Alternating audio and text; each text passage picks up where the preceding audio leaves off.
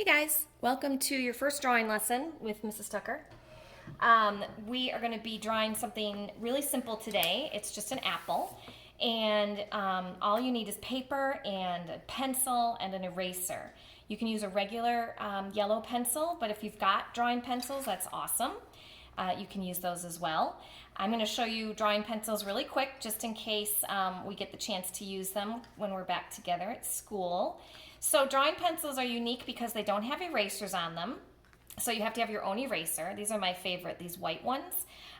These are Faber-Castell, but lots of companies make these. And so a drawing pencil, you'll notice, besides not having an eraser, it also has some letters and numbers on the ends of the pencils, and that'll tell you how dark the lead is on the pencil. So I have here an HB, I have a 2B, a 4B, and a 6B, and then this mystery pencil, which I think is a 6B, but someone sharpened both ends of it, so they took off the letter and number that were on the end. So that's fun, but it's a pretty dark pencil, so I think it's a 6B. So anyway, dark pencils have B's in them because when I was your age, I used to remember that because I would think of B standing for bold, and H stands for hard. So anything that has an H in it is going to be lighter because the lead is harder, and anything that has a B in it will be darker and softer. So if you want to shade things, you want to use pencils that have a B and maybe a higher number, like a 4 or a 6. Those will give you a really soft line that you can smudge with your fingers. And then for sketching lines that you want to erase later, I recommend using something that has an H in it. It's like a 2H or an HB. Your yellow pencils that you use for school are 2 H's, so those work great for everything. All right, so let's draw an apple. You just need a piece of paper, obviously.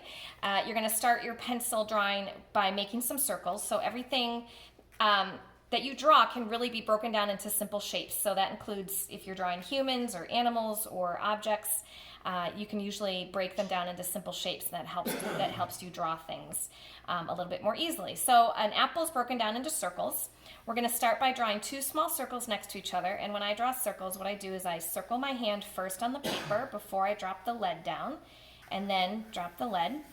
And you can see I'm drawing a sketchy circle here about the size of a quarter, maybe a little bigger, and I'm going to do one right next to the other. So I've got 2 circles. The third circle goes underneath these 2, and it's bigger, as you can see, and it's not quite a circle. It's a little bit more of an oval shape. But that rests underneath these 2 apples or these 2 circles, and this is the basic shape of your apple. So if you're using drawing pencils, grab a darker one. If not, just use your regular pencil, but push a little bit harder on it. We're going to be doing the outline of the apple now. So I start over here on the left.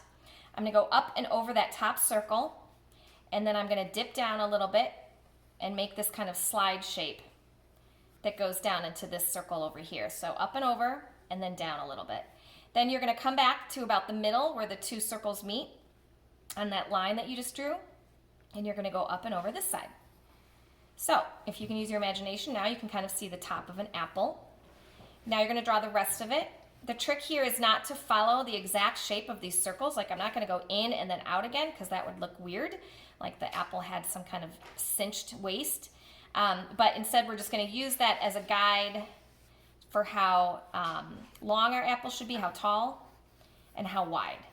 So you can see I used the edges of this circle here to help me guide the bottom of the apple where it comes down, and I did come in a little bit here on the edges for this type of apple. Now there's of course all different types of apples. Some are rounder, some are more knobby like this one, but these 3 circles will give you a great basic shape.